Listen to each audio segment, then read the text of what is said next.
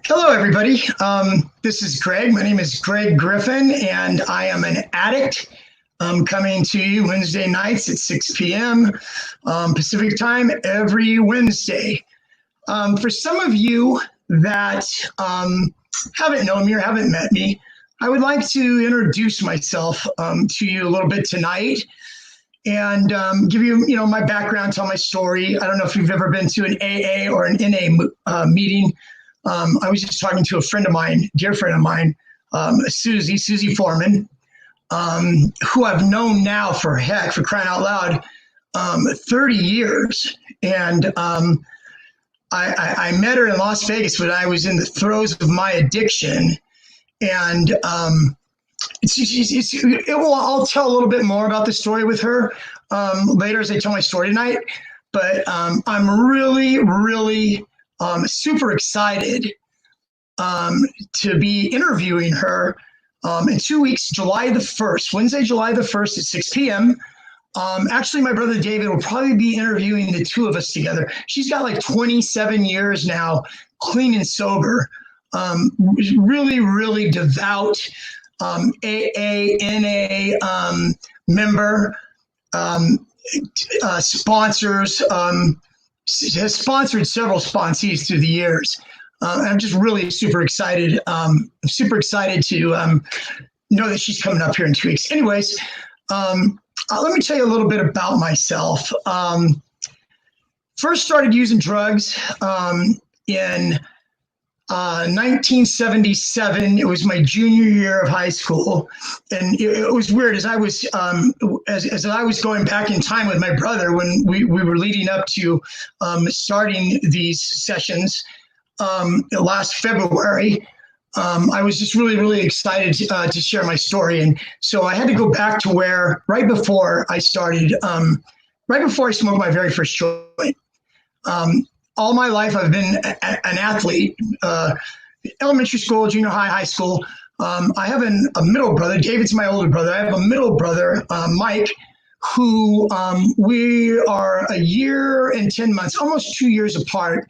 And as you can imagine, being an athlete and competitive as I was, I wanted to beat him at anything. So it really helped fuel me in my athleticism as I went through school, because I started at an early age. So I was telling my brother, when I was interviewed first, Leslie asked me the question. Leslie says to me, she says, Greg, why did you pick up or decide to pick up a drug in the first place? It's a good question, right? So, for me, it wasn't really, peer pressure. It was situational. Like I said, 1977, right before my senior year in high school. I ended up connecting it later on down the road, my liking or what that drug, that high, the intensity or whatever it was. I looked back on it, and it took the place of me at the end of a wrestling tournament, winning the gold medal at this tournament with a little olive wreath, put on my head and standing on that top step of the podium and just feeling that adrenaline, recognition, those types of things. And what ended up happening once I got out of high school, my competitive going to tournaments and stuff pretty much stopped. And I started kind of feeling that void, I think, with other drugs and alcohol. So anyways, 1977, summer year, before my senior year, smoked a joint. So did that, got into doing it a little bit more often. And before you know it, I was introduced to other things. So you'll hear me say later on down the road is my spiritual sponsor when I got clean, his name's John Nielsen from Celebrate Recovery. And he told me in the beginning, he says, Greg, he says, it's really not that difficult. You need to change playgrounds and playmates. And that really resonated with me, those words. And it was true, So it's like you become who you hang out with. Like if you're going to be successful, if you're in a business or something like that, and you want to hang out with the 5 successful, people in that business, the thought is that you will become like them if you hang out in that environment long enough. So anyways, I entered the drug environment. I was introduced to cross tops. There were these little white pills with little cross on the top of them. Cross tops, that's the word. And it was speed. It was an amphetamine. And I remember when I took them for the first time, I felt like electricity was coming out of my hair. And I really, really liked the way that felt. So anyways, you know, I believe that is what's really ensnared me in addiction, is because I liked the way it felt, or maybe it was even more so. I liked to be able to have my mood changed, you know, altered states. I enjoyed being in those altered states. So anyways, unfortunately, I liked those altered states too much, and so as time went on, and I became to where I don't really think I was physically addicted at that point in time in the early 80s after I graduated in 78. It was more that it became part of my peer group that I hung out with, and we did it on a regular basis. Then came methamphetamine, a little bit of snorting of cocaine. You know, that's back when you're snorting the cocaine back in the 80s when it wasn't addictive, right? Of course it was addictive, but it was different than the crack cocaine that they have now in the world today. So anyways, introduced to, you know, LSD, you know, just the various drugs. I tried all of them. And once I became addicted or wanting them, I had very, very little boundaries around what I would do, who I would steal from to get money to buy my drugs. And so I started getting into trouble a little bit. You know, I got arrested for a burglary. Ended up getting 6 months in the county jail. This is back in 1982. And then I got arrested again for another burglary in 83, and I ended up getting a year in the county jail for that. So now the ante is starting to go up for me.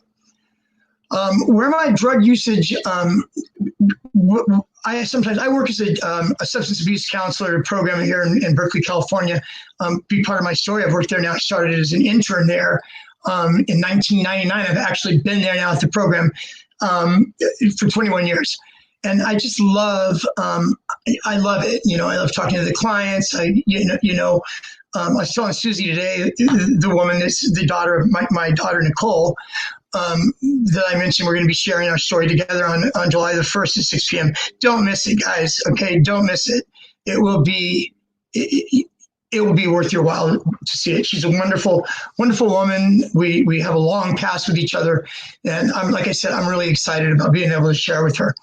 So anyways, got into these county jail troubles. And then finally, when the gig was really up for me legally was I went up to the state of Nevada, Reno, Lake Tahoe area. And over a drunken weekend, I had a checkbook that didn't belong to me. And so what I did was I would check into a room at, like, say, at Harrah's in Reno. I would check in. I couldn't cash checks at the cashier's cage because you have a limit to what you can, how many checks you can cash and the amount of that. They have like a system that monitors all the casinos in Reno, which is a smart thing, obviously.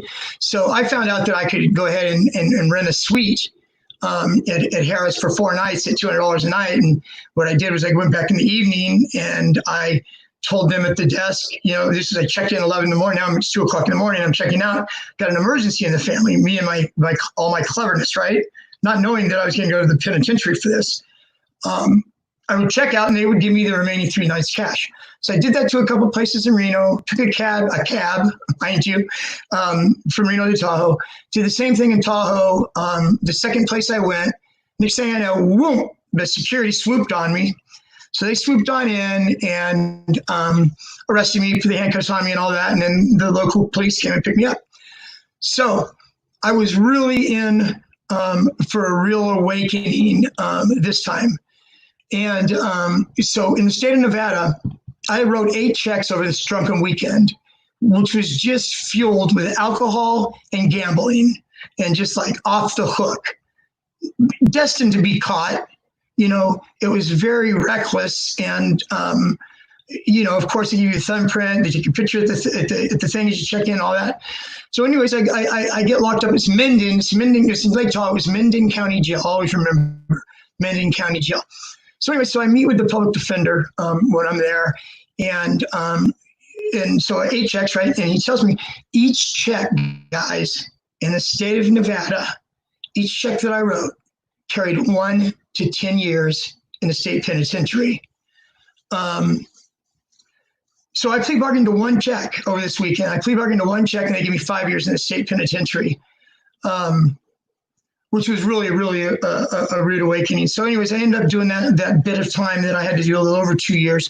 And when I paroled to this drug and alcohol program, actually the program that I'm now currently working at. And while I was incarcerated, and you get to know a month or 2 months before the time is of when your parole board, when the parole board is going to meet, to where you have a date. You go into this room. There's like 4 members on a panel, and they ask you questions, and you answer them back. So my thought was that because I was drinking, and because I was doing these things I was doing, and because the way that my life was back then, I did need my brother David, I'm actually on his site. This is his church site, and him and his lovely wife Leslie have ingratiated me into this. Thanks, you guys. Just to go back for a second, last Thanksgiving, my mom passed last May 29th. That is a significant date that I will get to a little further on right now. But for the time being, my mom passed in January, so it was the end of November of 2019. My brother David and his lovely wife Leslie came up to my house. I stay with my father right now, taking care of my father. My father's not well. My sister and I care for him, and we've really and truly pretty much almost carried him back into health. His health is not good, but anyways, David and Leslie come up for Thanksgiving. And so Leslie made this beautiful Thanksgiving dinner and stuff. And we're talking afterwards. And, Leslie tells me, she says, Greg, she says, the people that I counsel and the people that, reach out to me in the Magick and their church, she tells me that there's a real need for some substance abuse information, substance abuse counseling, substance abuse history. And, it just really got my juices flowing, guys, because I knew I was going to be opening up to not just people here I live in California and Nevada, where they're at, or not even just in the United States, Canada, Europe, just a lot of places, And, I was telling Susie today, isn't it amazing? The prison time that I did, the jail time that she's done. I'm going to get into to my eventual, guys, smoking a joint in 1977. Okay, you hear people all the time, oh, it's not a gateway drug. There's definitely gateway drugs, whether it be cigarettes or alcohol or marijuana, whatever it was marijuana for me. But anyways. From start smoking that joint, the summer between my junior and senior year of high school, it started out that way. Very, very not a lot of things involved in smoking pot. Probably now I would say estimate probably in the high school, off the top of my head, people that are in high school right now, I'd say 20 to 25% of them probably have used marijuana or drank or tried something. A lot of it's probably tied to peer pressure as well. But anyways, that joint in 1977 ended up going and traveling and taking me from California to Northern Nevada to Las Vegas, Nevada, where I was there for 2 years. I got a heroin habit, which really just took me, took me down the rabbit hole. Obviously, I'll get to that here in a minute. Anyway, so my brother David graciously pays an entry fee for me to this program here that I'm now currently working at, 1987. So, I stayed there for 6 months. I left after 6 months, stayed clean for another 6 months, and basically went back to using again. So anyway, I ended up using again. ended up traveling back to Nevada, where I was on parole at, supposed to report to the parole office. Didn't report to the parole office, just began another run, running amok, running wild, in Las Vegas. So anyways, I'm in Las Vegas, and this is where I meet Susie. I'm going to go back to Susie here. I'll go back to Susie here as part of my early recovery, as that's where she came back into my life again. So anyways, I go to Las Vegas, 89, 90, drinking, doing some coke, basically, what I call harmless, but we all know that it's not harmless, but, harmless compared to what? A step down compared to what, right? A step down compared to heroin, guys. So from 1991, and doing this story right now and telling and sharing my life's path, in my story, they would call it in an AA meeting or NA meeting. You have a secretary secretaries that meeting, and they always have a speaker. They bring a speaker in. And so I guess that you could call this me sharing my story. And so anyways, I get to Nevada. I did 89, 90, cocaine, alcohol. 91, I got introduced by a friend of mine that I knew. He had heroin. He was a heroin addict at the time. And, I had some drinks in me. I wanted to try it. So I tried it. It didn't really do a lot for me at the time. I remember I felt itchy and I threw up a lot, But after doing it a few times, I kind of got used to the way that it felt and I liked it. Still didn't have a habit. Then before you know it, I was hanging out with this guy, we got a room together for, a month. And before you know it, I became physically addicted to heroin. And was addicted to heroin from 1991 up to my birthday.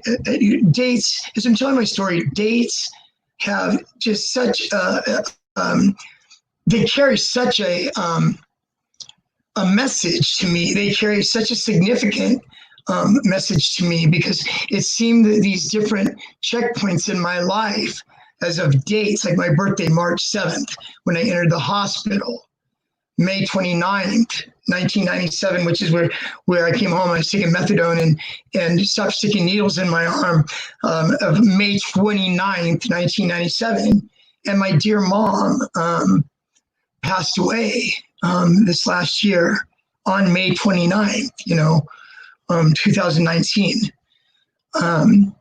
So anyways, backwards to Las Vegas and my heroin addiction. During my heroin addiction, I got arrested 2 different times from 91 to 97.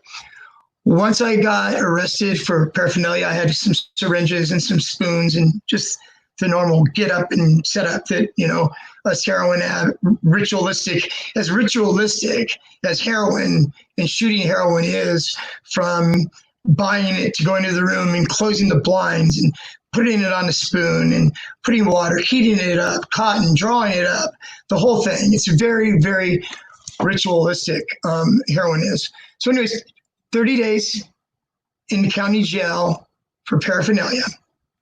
And then maybe 6 months, a year later, I got picked up for an open container and ended up going to county jail, and I ended up doing 14 days in the county jail before that. So from 1991 to 1997, the span of those 6 years there, guys,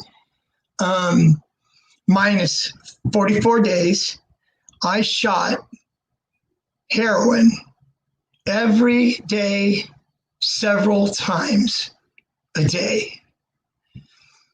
And like I've shared before, that being a heroin addict, it's really hard work. It's hard work.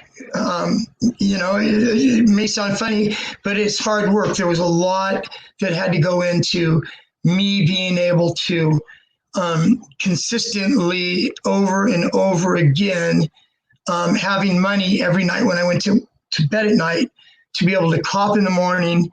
And I used to call it, it was my morning fix, morning wake up. What I called it was, and this is what it really was for me, was getting well. Because anytime you have a heroin habit, you go to bed, you wake up in the morning, you're dope sick. And so anyways, and after we do with my buddy, we do a morning wake up or whatever it was, and to get that, dope sickness off. then the wheels would start turning again about what am I going to do to make money today so I can get a few more fixes today. So yeah, it was a lot of hard work. What ended up happening was, excuse me, you guys get some water here.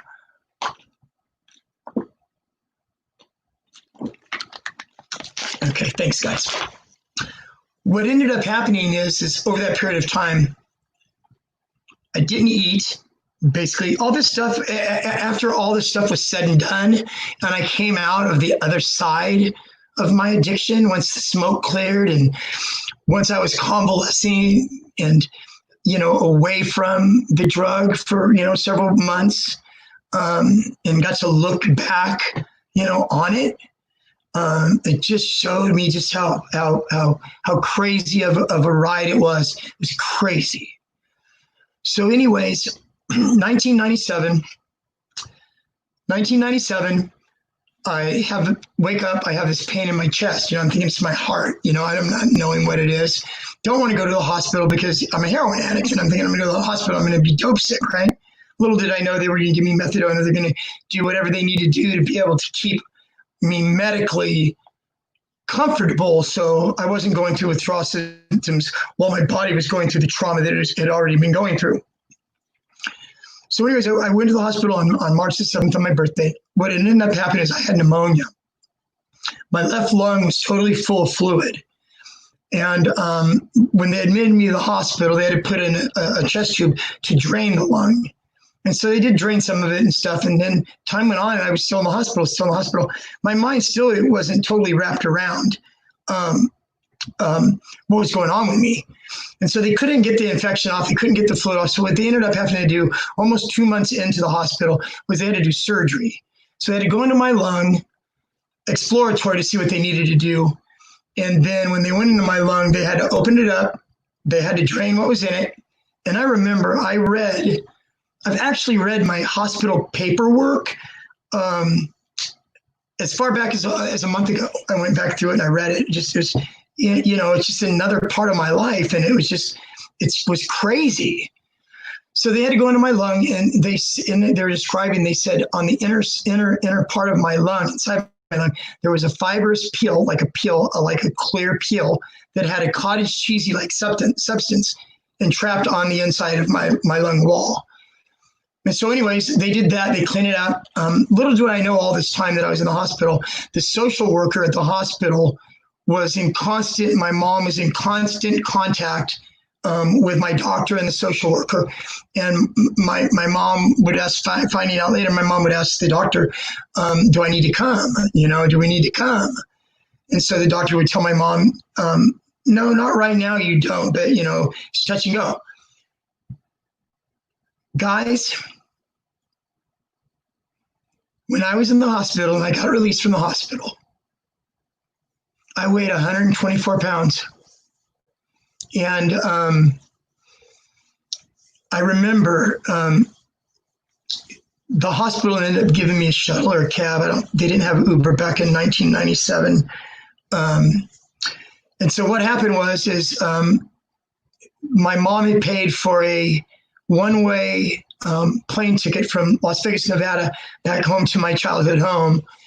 And little did I know that my brother David was going to be waiting for me at the airport, when I left the hospital to come there. My mom just, they were smart. They didn't just give me it. If I was able to hawk the ticket, then I would have probably done something like that. My plans really is I thought I was going to get better in the hospital. Didn't know that I was going to be going home to California, even if that was an option. And what would have really happened after 2 months in the hospital, I probably would have went right back out to the same people again and started shooting dope again. And I would be dead. I wouldn't be sitting here in front of you today. So anyways, I go home, 124 pounds. It's just crazy to wrap my brain around that. And so I go home and, I had, just freshly out of surgery. I think I went home a week after I had surgery. I still had some stitching, and I still had some staples, on the side of my chest, and a couple drain holes that they had. So I went back there, started getting healthy again. got healthy. And then there came a time, when my brother interviewed me, he actually, if you want, you go back, I believe it was February 15th of this year, February 15th, 2020. It was when Leslie and David interviewed me for the very first time to begin doing what I'm doing right now here with you guys, passing on, some recovery stuff, some skills, relapse prevention, different skills and stuff that you can use for yourself in your life. But then at the time, I didn't know that I was going to be, be staying there all along. I thought I was going to get better and go back to Las Vegas, and start shooting dope again, right? How crazy is that? I was just the kind of guy that I really, really loved the action of it and the fast pace of it. It's just that adrenaline junkie in me. Like I said, when I first started using drugs in the late 70s and the early 80s, I liked the way it made me feel. It gave me the rush and the feel that I got from standing on the top step of that podium, winning the gold medal in the wrestling tournament, or running in the cross country, finals my sophomore year, and coming in second, and all that. I mean, I was a driven athlete when I was in high school, and so there's no doubt in my mind that whenever my drug addiction started, and as it went on initially, it was a replacement for that euphoria and for that thrill, and that was there. And I mean, that's what Las Vegas represented to me early on, was just that fast-paced hustle of all that. I was addicted to that as well as I was to the drug. So anyways, I come home, I get clean, I'm at home. I came home May 10th, which was actually my mom and dad's anniversary. Like I said, mom passed away last year in May 29th, my sobriety date, passed last year that date. And May 10th, 19 days before my mom passed, my dad visited my mom in the hospital. My dad doesn't like to go to hospitals. He never has. Mom's been in the hospital a lot. Dad never goes. It's just too hard for him to go. It just literally makes my dad sick to his stomach to see my mom or see his wife in that condition with an IV in or whatever. Just made him nervous. So anyways, we got him to go to, it's a SNF, a skilled nursing facility mom was in between the hospital and that. And he got to see her. They get to celebrate their 65th wedding anniversary last year, May 10th of 2019, before my mom passed. But anyway, so I come home. I'm probably home May, June, July, August, September, 4 months. And we get a little flyer in the mail. It's like a little postcard thing. And on it says Celebrate Recovery. So Celebrate Recovery, for those of you that know about it, I think they still go on. But over the last 10 or 15 years, they were big in churches. It was biblical, 12-step. It was the same 12 steps as NA or AA, but it was through Jesus Christ, and it was through, God, through God. And so all the 12 steps of AA, when they originally were written, the Oxford group was a part of that. AA started out in 1935. AA started out with Bill Wilson, which is Bill W. for anonymity sakes. They use the last initial, and Dr. Bob.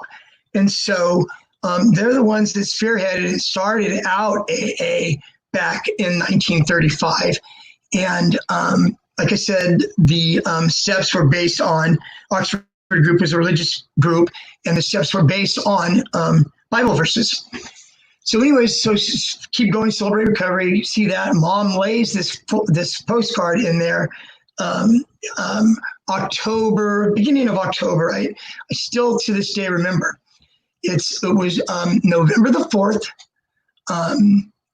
1997, Celebrate Recovery. So as the time came, it was Halloween or something like that. It was a week before this, November 4th. And I told mom, I said, yeah, mom, I see the postcard that you have here, this flyer that you have here, of Celebrate Recovery. I said, I know that it was intentionally. I know that the dang thing was intentionally placed there, mom, passive aggressive as my mom is, right? But she placed it there. I said, I'd like to go. And she said she'd like to go with me. Can I go too? So of course she came, mom. Little did mom know at that point in time, not only was I going to get my own help, Mom was also going there and was going to get her help, even though she didn't realize it at the time. Excuse me, guys, it's hot in here. I got to take another sip of water. Excuse me.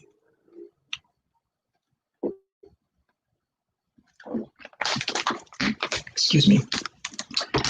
Okay, so Celebrate Recovery. We go to Celebrate Recovery, and the first couple of weeks of it, Celebrate Recovery, John Nielsen, who's the gentleman, he's Pastor John Nielsen, you know, he would love to see, he moved away to Arizona here about 5 years ago, and I'm been out of touch with him, and he would love the fact that he would see now this Pastor Greg Griffin.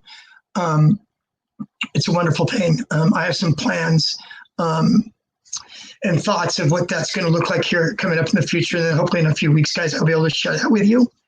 I'm kind of excited about it. Anyway, so Pastor John Nielsen was the one that was really the one that ran. He was like the main guy of it. And so what it was Mom didn't know this. I didn't know this at the time. They were closed groups, okay? My group, of course, was chemical dependency. It was a closed group chemical dependency for people that struggle with, you know, substances. And then they had overeaters, you know, overeaters group. They also had a sex addiction group, and they had a codependency. So Mom ended up going to the codependency group, and she ended up getting a lot out of it. She ended up getting a really lot out of it. And so it was wonderful that I was able to share that with my mom, that she was able to go and do that. And so as time went on, guys, you know, 97, now 98, towards the end of 98, you know, I'd been home a year and a half, and it got to the realization that, you know, I had to find out now that I knew that I wasn't going to go back to Las Vegas again and still, you know, play poker every day and shoot dope.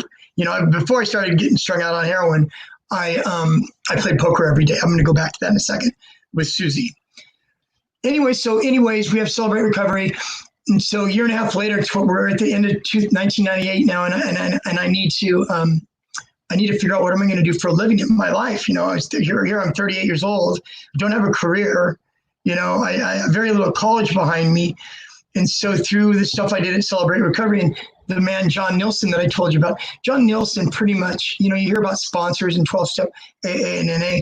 John Nielsen pretty much took me and put me under his wing, and he loved on me, and he listened to me. And it was a beautiful thing. Got to a place in my life where I needed to decide what I was going to do for myself. And then once again, Mom and Dad, you know, here they are, you know, here to help me, you know.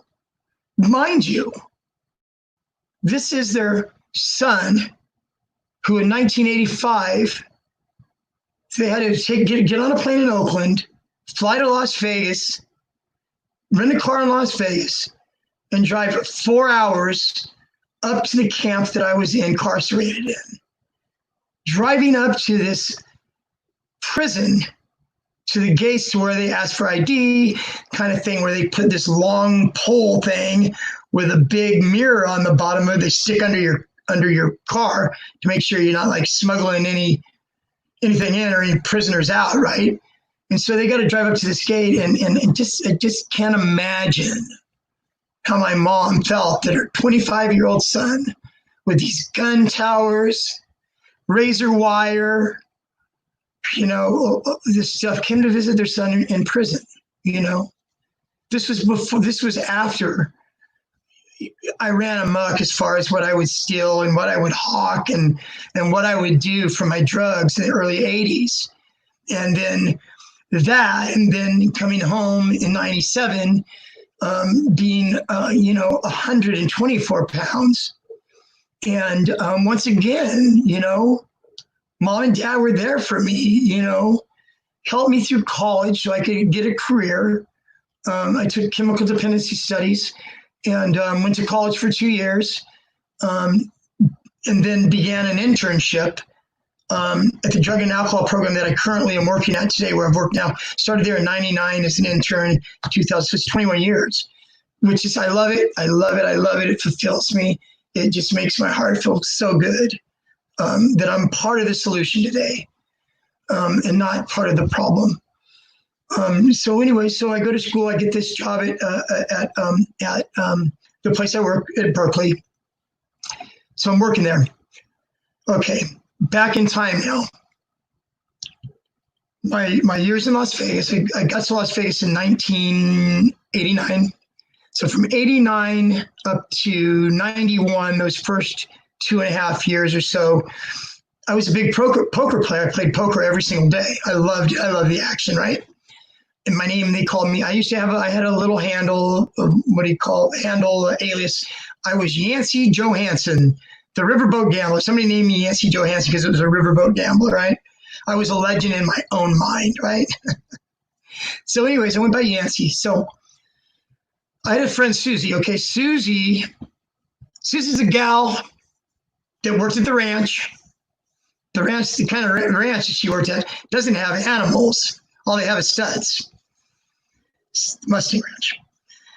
So anyways, this was after my relationship with her in Las Vegas. So she was a hustler. She was a street hustler. She turned tricks. She worked for Las Vegas. She worked for an escort service in Las Vegas. And, I was a fellow hustler. So, hustlers would cross paths and stuff. So we crossed each other's paths, Susie and I. Became friends. And it was really weird, too, because, I did my share of, hustling. I did my share of women and all that kind of goes on with that lifestyle. But when Susie and I met with another friend of mine, we became friends. Pretty much became friends right away. And there was just this bond between the two of us, She trusted me. I gave her reason to trust me. I thought the world of her. So every time, the way this relationship built, guys, is we met that night. Susie and I did. We became friends. We'd run into each other occasionally, and I loved on her. We were not just fellow hustlers. We began a friendship. So anytime Susie, she had a boyfriend or two during the times I knew her between 89 and 91. There's two different, actually, Randy and the other one's Chino. You guys will never know who they are. You'll never see it. And there's no anonymity involved in any of this. Susie sure as hell. Susie sure as the heck will know who they are. I can't wait, guys. 2 more weeks, okay? 2 more weeks. Susie and myself are going to get interviewed together. Same time, same place, by my brother David and his lovely wife, Leslie. Don't miss it. Anyway, so Susie, anytime Susie's boyfriend, like I said, there's 2 of them, so I don't know which boyfriend was first. I think Gino was first. Anytime a boyfriend of hers, or those 2 guys, would go to jail, Susie would look Yancey up. And the way she would look me up is she would call around to all the poker rooms, right? All the poker rooms. And she always got me. And so she knew that once she got in contact with me, she always had a safe place to stay with no hanky-panky going on, and that she would be taken care of. So, that happened a time or 2. And I think after the first was Chino, the second was Randy.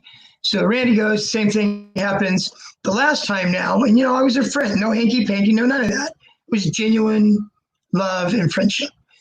So the last time now that Randy got arrested and went to jail, I remember really vividly the night that Susie and I kind of, hooked up. It was, we were at the Union Plaza. She's going to blow her mind. She's watched my original thing. I just talked to her on the phone this afternoon, actually, make sure that she's going to commit to July 1st. It was the Union Plaza. We had a couple of drinks and they had a band playing and we danced. And I think that was the first time that we ever kissed. And so we did, and one thing led to another, and her and I became intimate with each other over a couple of days, week. I'm not exactly sure how long. And then the time went on, and, Randy had, 2 months, whatever to do there. So the day before this, I knew he was getting out until I looked at her. I said, Susie, I said, I know I know that Randy, I started loving her and caring for her, and I think a lot of it had to do with we built a genuine, non-sexual friendship with each other to where she did feel safe and protected. Not like I'm this big, burly, bouncer guy, but she knew that I had respect in the area. I was respected down. All the derelicts, all the hustlers, most of the hustlers lived in downtown Las Vegas, Fremont Street. And not just like where Binion's Horseshoe is, then you go a little bit further down and then you get the Western. It was the Western, which was part of El Cortez and some of Jackie Gaughan's properties. So anyways, we would live down at that end of the Fremont Street. So anyways, I told Susie, I said, I know Randy's getting out of jail tomorrow, and so I said, I know that you guys are gonna, you guys are gonna be together. He's your boyfriend. It's the third time Chino once, second time for Randy. And I said, I understand all that. That's what you want to do. She goes, no, Yancy, it's not what I want to do. She goes, I want to be with, I want to do this like we're doing. So anyways, Randy gets out, basically. Susie talks to him, playing poker at Del Cortez. He comes in, he raises hell, a bunch of hell and shit, and so he gets kicked out of the casino, and I'm getting kicked out too, kicking both of us out, right? But from different exits. Him in the back, me in the front, right? So anyways, kicked out. I found myself around the other side where I knew he was getting out, and fight, happened, and kicked his, whatever it is, kicked his ass, and then that was it. It was it. Then it was me and Susie. And so during this time, knowing it was me and Susie ends up getting pregnant. I don't know that the baby's mine. I didn't know if the baby was mine or not, but maybe a little graphic, but contrary to popular belief, most women that work at the Mustang Ranch or work at the streets, there's not a lot of missionary sex going on. There's other quicker, faster type things. Not to be too graphic with this, but anyways, that's why I'm saying I don't know if the baby was mine or not, even though I knew it probably was. So anyway, Susie and I are together, and something happened where we had fallen out. I told her, if you ever cheat on me or if this ever happens, I'm going to be done, right? Still didn't know if the child was mine. So we were done. After a couple of months, we split up. I never saw her again. I get a phone call February 14th, 1991. I am at a poker room, guys, that is like off the beaten track of Las Vegas that she's never seen me at. I get a call to my room. It's Susie. Valentine's Day, 1991. And she goes, I just want you to know that your daughter was born today if you want to see your daughter. I was in denial about it. Definitely didn't want the responsibility of it. Basically said, I told you I was done, and I hung the phone up. Never to see her again. As God would have it, guys. Susie did coke. She smoked crack. I was turned on to crack cocaine probably in 89 or 90. This was before I started messing around with heroin. But anyways, I told Susie basically, I'm done. So anyway, she finds me at this obscure poker room. I wasn't at the poker room. She actually called my room where I was staying at, that I played poker at, and got me. That's when she says, don't you want to see your daughter? Hung the phone up, never to see her again. Fast forward now to my recovery. This is Las Vegas, Nevada, guys. Fast forward to my recovery. Become a substance abuse counselor, intern 1999. Move up the chain a little bit at my job, being responsible, move up the chain to supervisors, positions, and stuff. There was a conference that was in town. I was part of what's called, I had a KDAC. My certification was KDAC, which is a very recognizable and probably one of the highest recognizable substance abuse positions in the state of California. Hold on, excuse me. Sorry about that.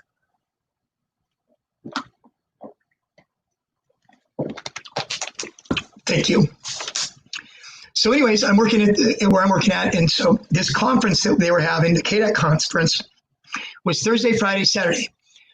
Thursday, it was myself and a coworker of mine named Regina. So Greg and Regina were going to this conference, and we had our company's information. We had some flyers and stuff that we were promoting our company. So I was doing that Thursday, and Regina was doing that Thursday. My supervisor and somebody else, another staff member, were going to be there Friday, and then our assistant program director and another staff member were going to be there on Saturday. So it's 3 days.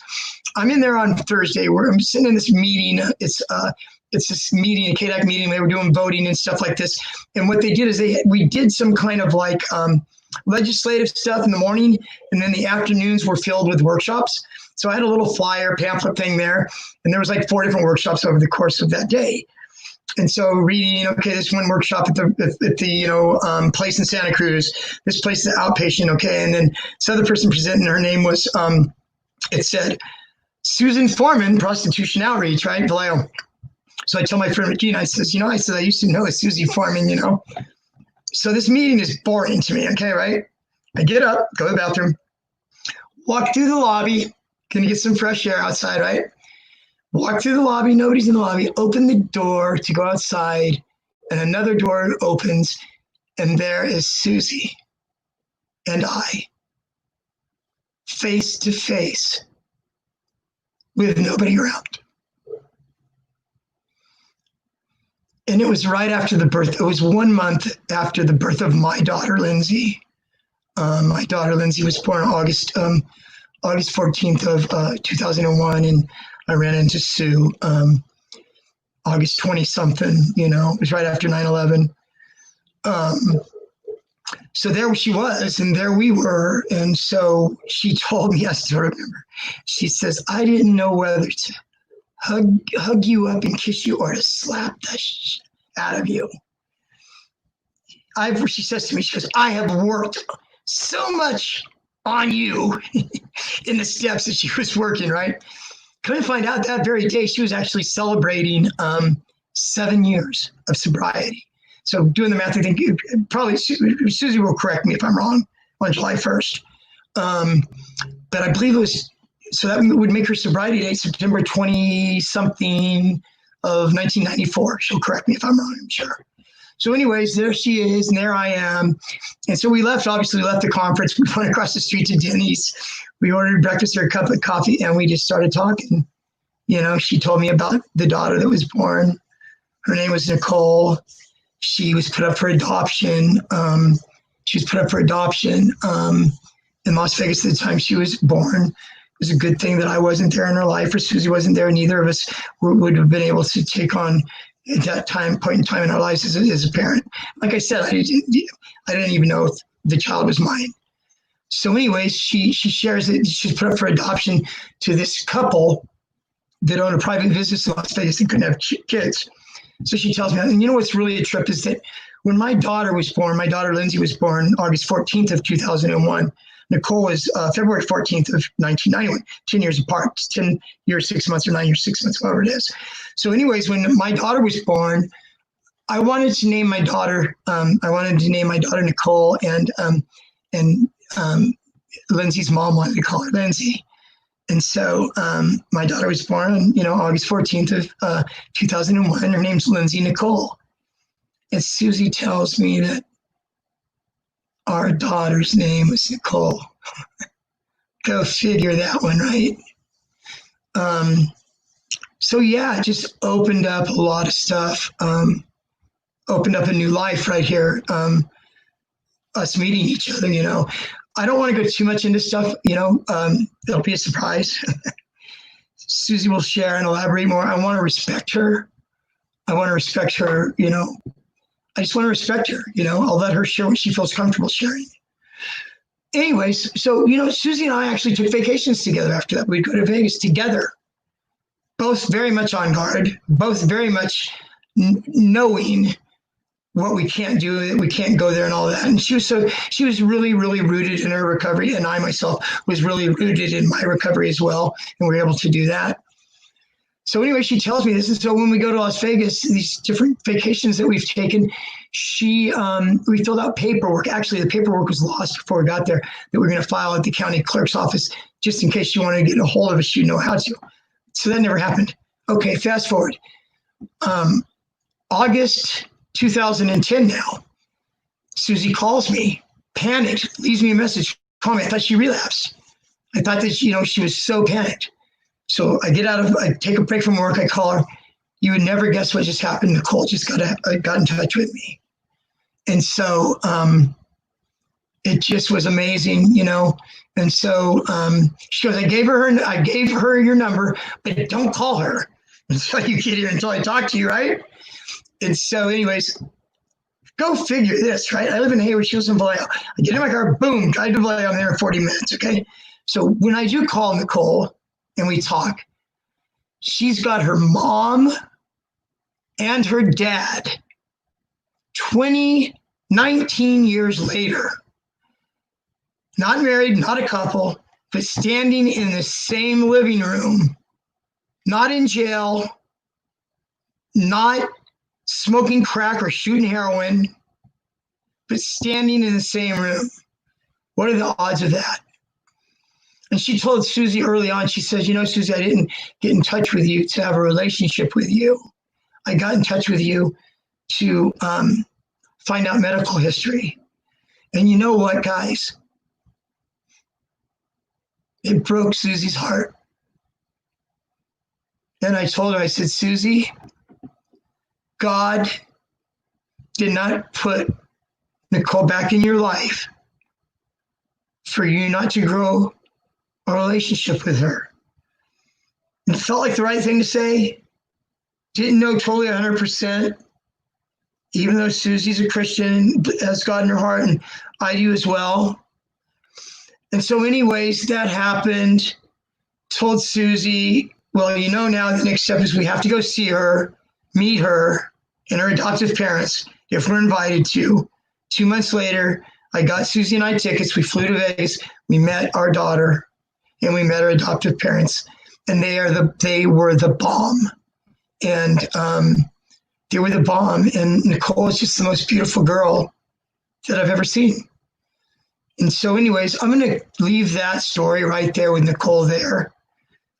There's been a lot more that's happened in the last 10 years. There's been stuff that's happened in the last week with Nicole flying up here to be with her mom on her mom's birthday for the very first time to California, to meet Susie's parents, to another parents, to meet Susie's sister, brother-in-law, best friends, stuff. And I just got off the phone with her this afternoon. And she tells me, she goes, Greg, I have something to tell you, but I don't want you to get angry. And I tell her, I said, Susie, when is the last time that you've ever seen me angry? I'm not an angry guy. I'm just, you know, I guess it's a God thing. I've been given life, a new path, to love on the clients that I work at, to feel like I wake up in the morning and that I have purpose. Why am I going to be angry? You know, I mean, I'm sure that something's happened where I've got angry before, but I can't remember the last time. And so she said, I have to tell you that she says, Nicole flew up last week for my birthday. And she told me I don't want to hurt Greg's feelings, but my daughter has, you know, she has a little anxiety. She has some anxiety issues. Like I think probably all of us in this world have a little bit of anxiety issues. But she told Susie, she says, Susie, this is so overwhelming to me right now that I can't do, you know, too much. And I told Susie, I says, you know what? I says, it's the most wonderful thing in the world that she spent your birthday. I spent my birthday with Nicole 2 years ago in Las Vegas. Me and her, March 7th, for my birthday of 2018. I was able to fly up there, and Susie was probably a little jealous of that. And I don't blame her. She's like, I'm a little jealous that I didn't get to see my daughter too, but I understood 100%. Anyways, this is good. I didn't know how this was going to go because it's a touchy, you know, issue for me and subject for me. And also want to just go very lightly as far as Susie's feelings go. I'll let her share her feelings with you as she feels led to do in 2 weeks. Okay, guys. Life is good right now, so let me keep going back to where we're at. I'm going to cut off my story from there as far as what happened with me. You know, I got clean and sober, started working at the job in 1999. My daughter was born in 2001, my other daughter. And then now my life goes on. And like I said, Leslie and Davis asked me if I would do this component, if I would actually basically do the Hermetic Order of Golden Dawn recovery, the recovery portion of that for drugs and alcohol. People,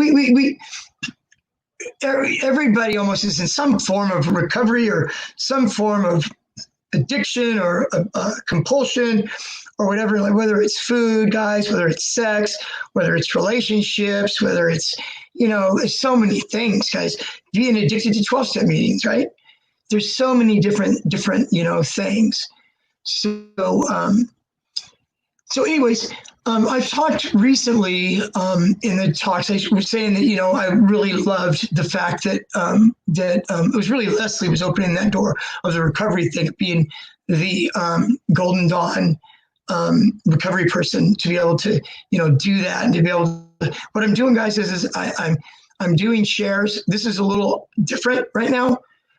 My brother asked me a few weeks ago, I think I was doing a relapse prevention talk.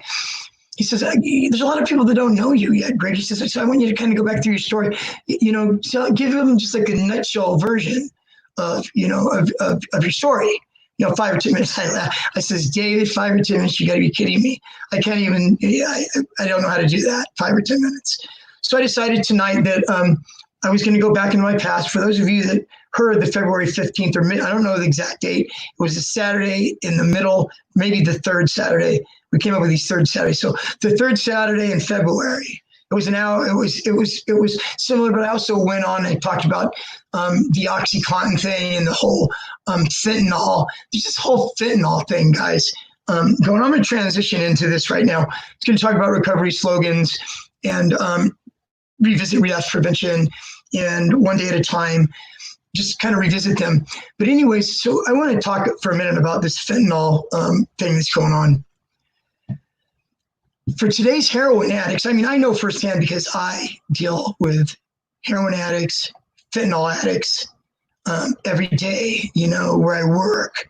I'm lucky enough to just be able to introduce myself to them. They introduce themselves to me, and lucky enough for them to just tell me and share their story with me, about what's going on for them and, where they're at and stuff. And I can share my story, I still have some tracks, light tracks, along my forearms and stuff from where I used to shoot dope. Sticking needles, guys, sticking needles in my arm several times a day for 6 years, minus 44 days. And so there's part of that when the 21-year-old client knows that 60-year-old Greg's drug of choice was heroin and cocaine mixed, speedballs mixed, and that I've done prison time, all of a sudden I gain all the credibility in the world, right? Now I can listen to you. I've been to prison and you stuck needles in your arm for 6 years. Go figure, right? So anyways, guys, today what's happening is fentanyl is the new thing. First it started out, it was heroin and it was laced with fentanyl. What happened is the drug cartels down in Mexico, I couldn't wrap my brain around it at first. They even say it's getting put in cocaine and meth. I haven't seen that, I don't know that, but I hear from the clients that in fact is true. So this fentanyl thing where, okay, there was a guy, I don't know the name or exactly where he's from, Brazil or someplace like that. One of the head guys of the cartel hired this chemist to teach these few people that are in the cartel how to cook up fentanyl, kind of like they used to do methamphetamine in a lab and all the ingredients. Well, now we got fentanyl, guys. Teaching how to cook up fentanyl. Mind you, fentanyl is 80 times stronger than morphine. So we got this fentanyl. They're lacing the heroin with it, so it's potent, and it's getting people hooked and stuff. But it's killing people as well. People are overdosing left and right. The very first time I spoke, I showed this. Actually, I'm showing it. Excuse me. I think I have it in here. Let me see if I have it here. I apologize. And I do. I showed this last time that I shared. Okay. Let me see if I can get that centered. Okay. There. Okay. You see that, guys, right there? Okay. You know what this is? This is Narcan. This is a kit. It's an opioid. It says right here, guys, it's opioid overdose rescue kit. Okay. It has it in Spanish right here, right? So they have this. Okay. And in this kit now, guys, you see that? That's intranasal. That is intranasal. And what it does, guys, is anybody that leaves my program where I work at is given one of these. If they're an opioid addict, they're given one of these as they leave. If they leave the program against staff advice, they're given one of these, okay? Because overdoses are rampant. Rampant. Kids are dying left and right. So the thing is that, you have that, okay? If you OD yourself and you haven't, maybe thank God, hopefully somebody will find that on you. Somebody will find that and use it on you. If not, you can use it on somebody else, or they can use it on somebody else. As many of these as we can get out there, guys, once it's used, is saving somebody's life. And that's where we're at today with the strength of this fentanyl. It's crazy. So anyways, I just want to touch a little bit on a couple of things that I've done. I was talking about recovery slogans. I kind of was trying to think what I was going to do this Wednesday here. And so I've done relapse prevention, I've done 12-step programs. I've done one day at a time. I'm going to talk about one day at a time again in a second. So we have recovery slogans, acronyms, recovery acronyms. I love recovery acronyms. I love this one too. Okay, SLIP. So somebody has a slip, right? Called SLIP, SLIP. Sobriety loses its priority. I love it. Ego, easing God out. Love it. So anyways, there's these different slogans and stuff in recovery. And there's a thing, it's called HALT. It's a emotional state of relapse prevention. It's relapse prevention. It's a state. HALT stands for don't get too hungry, angry, lonely, or tired. There's just 4 emotional things. And they have that acronym and they have those words because they've identified those 4 things as emotional states where somebody's vulnerable to relapse in, right? So like anger, like I just shared with you about anger and me telling Susie, my sister even, when is the last time that you've seen me angry? Really? When is the last time? And, and I thank God for that. I'm a lot of things, but I'm not angry, guys. But so anger is probably one of the number one things that people relapse on today because it's such a powerful emotion, And so what do you do with that, guys? I was talking to a friend the other day. We were talking about stress. He was stressed. And he says, and I says, I have some really good relaxation techniques for you, some guided imagery, some really good deep breathing. There's this one exercise that I'll share it with you now. It's very simple and easy. And you try it out sometime. It's effective. So you get your body into a really rested posture to where you're comfortable. And then you start from the feet up. You take your feet and you just clench them like a ball and hold them and count to 5. 1, 2, 3, 4, 5. And then you release it. Then you do your calves. Tighten your calves up, tighten them. 1, 2, 3, 4, 5. Let it go. Quads. Tighten. 1, 2, 3, 4, 5. Loosen. So you do that, guys, all the way up the body, okay? From calves, buttocks, stomach, shoulders, arms, hands, head. You tighten your head up, but you get it. Maybe close your eyes, squint really hard. And when you release, when you're going up the body and you're releasing, you're doing that, it's getting those muscles, it's engaging those muscles. There's something about anxiety and anger and these emotions, guys, that there's energy in it. There's energy in your body. There's energy in your muscles. And if you can find things, guys, guided imagery, deep breathing. Guys, you can go on websites right now, and a lot of the websites will have a little circle like you see on YouTube with a little arrow, and they'll give you a 3 or 4 minute relaxation technique there. You push it, and it will walk you through it. It will tell you how to sit, and she will guide you. And so I was telling this guy the other day about stress. I says, you've got to learn how to be able to relax yourself from that. I says, because you can't be relaxed and stressed at the same time, right? So what are we going to do? We got to learn how to be, we got to learn how to relax ourselves. Excuse me.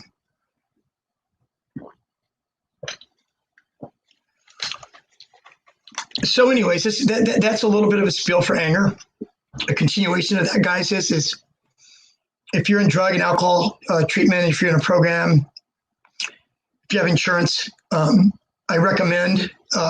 would recommend for anybody that, even it's been a few years since I've seen a therapist, but while I've been clean and working on the job and while my life is good, as far as what I'm concerned, in my heart, my life going on really well for myself, I saw a therapist still once a week. It was just a wonderful thing for me to sit down and just share my stuff. I mean, we all busy. I have a daughter right now. She's 18. My other daughter, Nicole, that I just talked to you about just now, she just turned 19 on Valentine's Day. And, we have stuff in our life. We all busy. Our lives are busy. We have this, we have that. It's good to be able, especially me. I'm in a helping field. Anybody that's in a helping field, like doing what we do with substance abuse counseling, whatever you do in life, guys, it's always good to be able to process your stuff with somebody. It's healthy. So I would recommend that, anger management classes. There's lots of stuff. This is the thing, guys, about recovery, okay? Recovery is not for people who need it. Recovery is for people that want it. That's key right there. You've got to want it, okay? When you want it, then you start doing some of these things that I'm talking about. You start tightening your damn feet up, right? Or you start doing that. You start exercising for 30 minutes or more and reading for 30 minutes more. I'm going to talk about that in a minute when I get to one day at a time again. So anyways, anger is a very powerful emotion. Probably one of the number one emotions that people relapse over. Angry. I'm tired. Don't get too tired. I mean, we work feverishly. Some of us work really, really hard at what we do. Some of us are driven. Some of us aren't. But anyways, we all do get tired. Most of us get tired, And when you're in early recovery and you have the tired thing, I don't know. When I first got clean from heroin and opiates, I couldn't sleep very well for a long time. Clients that I see now that are in the program have a hard time sleeping. Shit, when you first come in, you're lucky to get 2 or 3 hours of sleep or an hour even. But there's things, you see, all bets are off. We can't drink until we pass out to go to sleep, or we can't take, a couple Xanax to go to sleep. We're recovering now. All that stuff is off. But, guys, we've got melatonin. We've got valerian. There's stuff that we have that are natural herbs, Eastern medicine. Try these things, it's really important, So anyways, let me talk a little bit about one day at a time again. I spoke about it here a few weeks ago. Sometimes for people in recovery, when they get into recovery, things just seem really, really overwhelming. So, that's why you hear the term one day at a time. What does that really mean? It means that, I don't want to look off far in the past or too far in the present, okay? The present isn't here yet. Today is here. So what we got to do is we just have to stay clean and sober, guys, for today. One day at a time. And so how do we do that? My job in life as a man in recovery is to change me, changing me one day at a time. Talk about scheduling. With one day at a time, scheduling is so important. What I do usually, guys, I know this firsthand because I've lived it, and I still live it to this day. In the busy world that we're in, we're working. I'm also a realtor. I do a little bit of, I'm a real estate agent. We've got the COVID-19 stuff and all that going on, and it slows stuff down and all that. But, I have a lot going on in my life.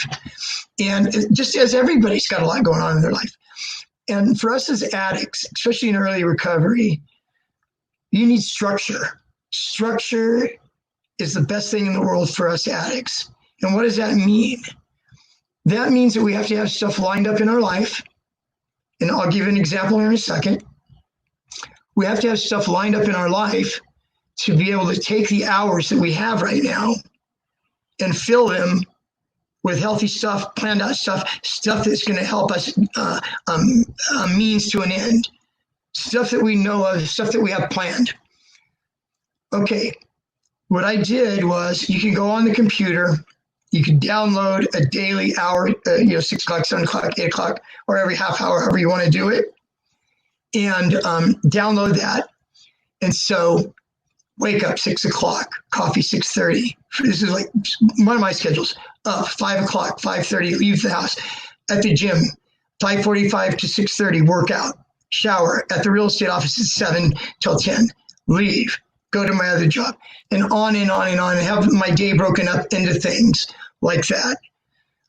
Because of that, everybody's days are different. Everybody's jobs are different, whether you have a job, you're going to school. If you don't have a job, guys, it's really, really, really super important. If you're coming from residential treatment out back into like an SLE, sober living a home, and you're not working right now, okay, guys, you get up at 6, you're going to go to bed at 10. Hell, what is that? That's 16 hours there that you've got to account for. And so for me, people where I work at and those that I'm helping and just kind of putting my arm around them and loving on them and guiding them and mentoring them and being their biggest cheerleader, it's I want to share it. I want them to get it. You know, I don't want, guys, I just found out a week ago, a gentleman that was in our program 2 times over the last few years, wonderful man,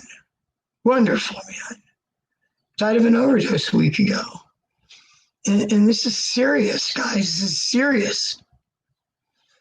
So walking beside them, being able to pass on stuff that I use in my life and stuff that I've seen other people that are successful in their own recovery. What you do is, like I tell somebody, so what you do, guys, is you pick a little over here from this. Then this guy over here, you admire that. You take a little bit from there. You take a little bit that's strong and healthy and makes sense from here, and you get your thing. So you sit down. This is what I would recommend. In your schedule, you need to have at least 30 minutes, 30 plus. I'd love 45 better minutes of exercise, not just lifting weights. Okay, I'm talking aerobic, deep breathing, slow, sweating exercise, aerobic exercise for 30 plus minutes scheduled. 30 plus minutes of reading every day scheduled. I used to be able to, I've ran over 30 marathons and over 100 half marathons in my life. My last marathon that I ran was, 2015 when I turned 55. I thought, I'll show 55. I'll train, I'll do this. And I did it with a psychiatrist friend of mine that I work with, who's a beast. He's 5 years older than me. He's an aerobic machine, right? And so anyways, I said, I'm going to run this, marathon. And so with that, there comes a lot of training, a lot of time. And I did a lot of my training too on the treadmill and the elliptical. And I was able to kill 2 birds with 1 stone. I was able to read. So I got to feed my mind with stuff that I wanted. Some of it was like about real estate stuff. Some of it's about, self-help stuff. But read, okay, guys? 30 plus minutes a day of reading, okay? 30 plus minutes a day of exercise. Every day, find a 12-step meeting scheduled in your day. AA is an hour, NA is an hour and a half. So, schedule that in your day. Even if you don't get anything out of the meeting that day, just even when you do them one day at a time, you don't get anything out of your day, for crying out loud. And you're reflecting back at the end of the night and you say to yourself, you know what, this was a really crappy day. It sucked or whatever, right? You know what? It is another day clean and sober. And that's a wonderful thing. So the 12-step meeting, the exercise, the reading, the giving back, give back. Where I work at, we have a thing called a concern group. If somebody is going to leave our program, we call it on the splitting page, you're going to split. They're irritated, they want to leave, they're going to leave. What I do is I say, well, who's his friend? Who is he close to? What peers is he close to? Get 2 or 3 of these peers that he's close to go up to him and to sit down with him and to remind him of why he is here. You came in because your girlfriend's pregnant. She's due in 3 months and you have a 2-year-old already. What are you doing? You know, have your peers talk to them. And from that, they're not just talking to their peer, telling their peer, you need to stay because of this. How about this? And what about that? They're also talking to themselves.